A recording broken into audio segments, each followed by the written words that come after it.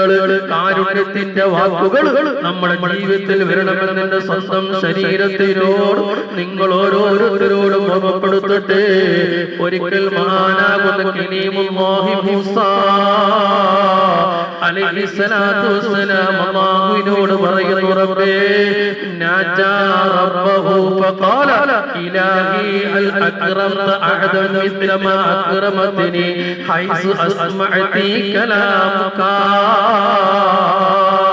മൂസാ നബി അല്ലാഹുവിനോട് ചോദിക്കുന്നു, യാ റബ്ബു, എന്നെ നീ ബഹുമാനിച്ചതുപോലെ ഞാനും നീയും തമ്മിൽ സംസാരിച്ചിട്ടുണ്ട്. നിന്റെ കലാമ സംസാരം ഞാൻ കണ്ടിട്ടുണ്ട്. അതുകൊണ്ടല്ലേ എന്നെ കലാമുല്ലാഹ് എന്ന പേര് കിട്ടിയത്. അതുപോലെ എന്നെ നീ ബഹുമാനിച്ചതുപോലെ ലോകത്ത് ആരെങ്കിലും നീ ബഹുമാനിച്ചിട്ടുണ്ടോ? മൂസാ നബി അലൈഹിസ്സലാത്തു വസ്സലാം അല്ലാഹുവിനോട് ചോദിച്ചപ്പോ അല്ലാഹു തആല പറഞ്ഞ മറുപടിയാ മൂസാ, ഓ മൂസാ നബിയേ, ഇന്നലി ഇബാദൻ ലഖർജും ഫീ ആഖിരി സമാൻ. മൂസാ നബിയെ, നിങ്ങൾ എന്ത് ചോദ്യമാണ് ചോദിക്കുന്നത്? അവസാന നാളെത്തുമ്പോൾ ഒരു അടിമ വരാനുണ്ട്. അവസാന നാളെത്തുമ്പോൾ ഒരു സമുദായം വരാനുണ്ട്. ഫഅക്റമഹും ബിശഹരി റമളാൻ. ആ സമുദായത്തിന് ഞാൻ റമളാൻ കൊണ്ട് ബഹുമാനിച്ചിട്ടുണ്ട്. റമളാൻ കൊടുത്ത് ഞാൻ ആദരിച്ചിട്ടുണ്ട്. വല അകൂന അഖറബു ഇലൈഹിം മിൻക. ആ സമുദായത്തിനാണ് നിന്നേക്കാൾ എൻ്റെ അടുക്കൽ വലിയ ബഹുമാനമുള്ളത്. റമളാൻ മാസം ലഭിച്ച സമുദായം നമ്മളാണ്. ആ ഭാഗ്യം ലഭിച്ചവർ നമ്മളാണ്. മൂസാ നബി അലൈഹിസ്സലാത്തു വസ്സലാമിനോട് അല്ലാഹു കാണിച്ച ബഹുമാനത്തിനേക്കാൾ വലിയ ബഹുമാനമല്ലേ നമ്മോട് അല്ലാഹു കാണിച്ചത്? എന്നിട്ട് അല്ലാഹു പറയുന്നു, മൂസാ ഫഇന്നി കല്ലംതുക ബൈനി വബൈനക സബ്ഊന അൽഫ ഹിജാബ്. മൂസാ നബിയെ, ഞാനും നിങ്ങളും സംസാരിച്ചപ്പോ 70,000-ഓളം മറയുണ്ടായിരുന്നു. എന്റെയും നിന്റെയും ഇടയിൽ മറയുണ്ടായിരുന്നു. എന്റെ സംസാരം മാത്രമേ നീ കേട്ടിട്ടുള്ളൂ. ഫഇദാ അർഫഉ തിൽകൽ ഹിജ്ബ വഖ്തൽ ഇഫ്താർ. എന്റെ പ്രവാചകനാകുന്നു നിന്റെ മുന്നിൽ സംസാരിച്ചപ്പോ 70,000-ഓളം മറയുണ്ടായിരുന്നുവെങ്കിൽ വിശുദ്ധ റമളാൻ ലഭിച്ച എന്റെ പ്രിയപ്പെട്ട അടിമകളുണ്ടല്ലോ, അവസാന സമയത്ത് ഹബീബ് മുഹമ്മദ് റസൂലുള്ളാഹി സ്വല്ലല്ലാഹു അലൈഹി വസല്ലമ തങ്ങളെ സമുദായത്തിൽപ്പെട്ട നമ്മളെ കുറിച്ചൊക്കെ പറയുകയാണ്. അവരുടെയും എന്റെയും ഇടയിൽ ഒരു മറയുമില്ല മൂസാ. നോമ്പ് മുറിക്കുന്ന സമയമുണ്ടല്ലോ, രാവിലെ മുതൽ വൈകുന്നേരം വരെ അന്നപാനീയങ്ങളൊക്കെ ഒഴിവാക്കി, മോശമായ സംസാരങ്ങളൊക്കെ ഒഴിവാക്കി, ദിക്റും സലാത്തുകളും നിസ്കാരവുമായി കഴിഞ്ഞു. വൈകുന്നേരം സൂര്യാസ്തമയ സമയമെത്തിയപ്പോ, വാങ്ങി വിളിക്കുന്ന സമയമെത്തിയപ്പോ, നോമ്പ് മുറിക്കുന്ന ആ സമയമുണ്ടല്ലോ, ഇഫ്താറിന്റെ സമയമുണ്ടല്ലോ, ആ സമയത്ത് എന്റെയും ആ അടിമയുടെയും ഇടയിൽ ഒരു മറയുമില്ല മൂസാ, ഒരു തടസ്സമില്ല മൂസാ. ആ സമയത്ത് ആ അടിമ എന്നോട് എന്ത് ചോദിച്ചാലും ഞാൻ അപ്പോൾ ഉത്തരം നൽകുമെന്ന് ഹബീബ് മുഹമ്മദ് റസൂലുള്ളാഹി സ്വല്ലല്ലാഹു അലൈഹി വസല്ലമ തങ്ങൾ മൂസാ നബിയുടെ സംഭവം പഠിപ്പിച്ച് പറയുന്നു. അതുകൊണ്ട് എന്റെ പ്രിയപ്പെട്ട മുഅ്മിനേ, മഗ്രിബിന്റെ വാങ്ങി വിളിക്കുന്ന സമയത്ത് ആ കാരക്ക കൊണ്ടോ പച്ചവെള്ളം കൊണ്ടോ നോമ്പ് മുറിക്കുന്ന സമയത്ത് അനാവശ്യമായ സംസാരം ഒഴിവാക്കണേ, മറ്റു വർത്തമാനങ്ങൾ ഒഴിവാക്കണേ.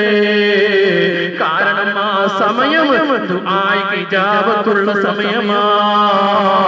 ആ കാരക്ക കൊണ്ട് നീ നോമ്പ് മുറിക്കുമ്പോ അല്ലാഹുമ്മ ലക്കൽ സുബ്ഹു എന്ന് പറഞ്ഞ പ്രാർത്ഥനയോടുകൂടി നീ നോമ്പ് മുറിക്കുമ്പോ നിന്റെ മനസ്സിൽ വരട്ടെ, നിന്റെ നിന്റെ പ്രാർത്ഥനയുടെ ഫലം വരട്ടെ, നിന്റെ പ്രാർത്ഥന അവിടെ വരട്ടെ.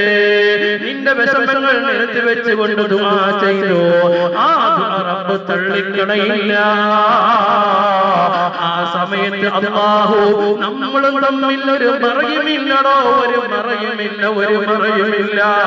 ആ പ്രാർത്ഥനയ്ക്ക് ഉത്തരം നൽകുമെന്ന് അല്ലാഹു തആല പഠിപ്പിക്കുമ്പോ പ്രാർത്ഥിക്കേണ്ട സമയമല്ലേ പ്രിയപ്പെട്ടവരെ? ഇന്ന് കൈരളിയുടെ മണ്ണ്, ഇന്ന് ദൈവത്തിന്റെ സ്വന്തം നാട് എന്ന് അഹങ്കാരത്തോടുകൂടി ബീവികളൊക്കെ പറഞ്ഞുകൊണ്ടിരുന്ന ഞാനും നിങ്ങളോ ഇന്ന് വർത്തമാന കാലഘട്ടം എത്തിയപ്പോ ദൈവത്തിന്റെ സ്വന്തം നാട് ഡ്രഗ്സിന്റെയും ലഹരിയുടെയും നാടായി പോയി. ദൈവത്തിന്റെ നാട് എന്ന ഓപര പേര് പോയി, മറിച്ച് ലഹരിയുടെ നാടെന്ന് വിളിക്കപ്പെട്ടു, ഡ്രഗ്സിന്റെ പേര് വിളിക്കപ്പെട്ടു. ചോദിക്കട്ടെ എന്റെ പ്രിയപ്പെട്ട മുഅ്മിനീങ്ങളെ, നമ്മുടെ നാട്ടിലെ മക്കളോ, നമ്മുടെ കേരളത്തിലെ ചെറുപ്പക്കാര് ലഹരിയുടെ പിടുത്തത്തിൽ പെടാൻ കാരണമാരാ? പിതാക്കന്മാരാണ് ഒരു കാരണക്കാരൻ, രക്ഷിതാക്കളല്ലേ അതിന് കാരണക്കാര്.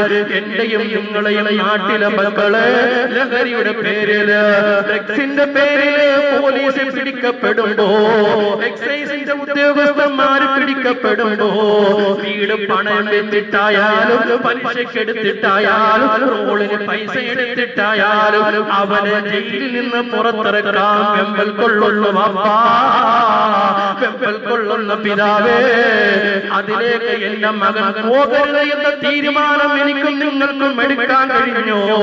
എന്റെ മകൻ എവിടെ പോകുന്നു എന്ന് നമ്മൾ ചിന്തിച്ചിട്ടുണ്ടോ?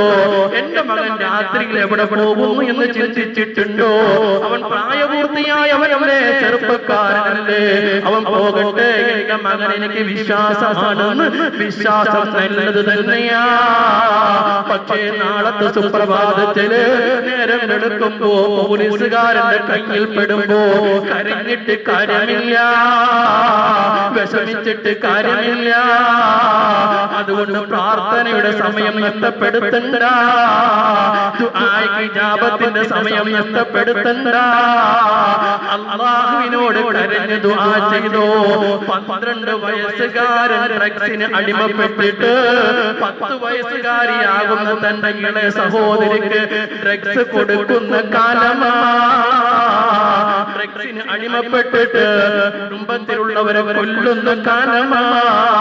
ചോദിക്കട്ടെ, എന്റെ സ്വന്തം ശരീരത്തിനോട് നിങ്ങളോട് ചോദിക്കട്ടെ, രാത്രിയിൽ നീ നിന്റെ വീട്ടിൽ കിടന്നുറങ്ങുമ്പോ രാവിലെ ജീവനോട് എണീക്കുമെന്ന് നിനക്ക് ഉറപ്പുണ്ടോ?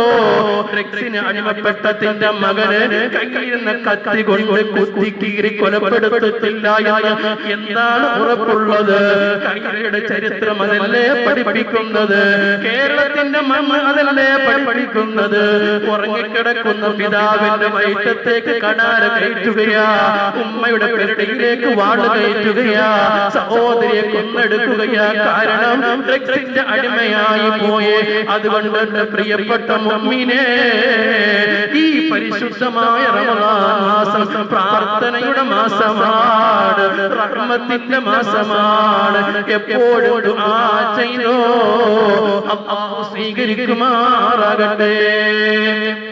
വളരെയേറെ ശ്രദ്ധിക്കേണ്ട സമയമാണ് വർത്തമാന കാലഘട്ടം. നമ്മുടെ നാട് പോലും, നമ്മുടെ മഹല്ലത്തിന്റെ പരിധി പോലും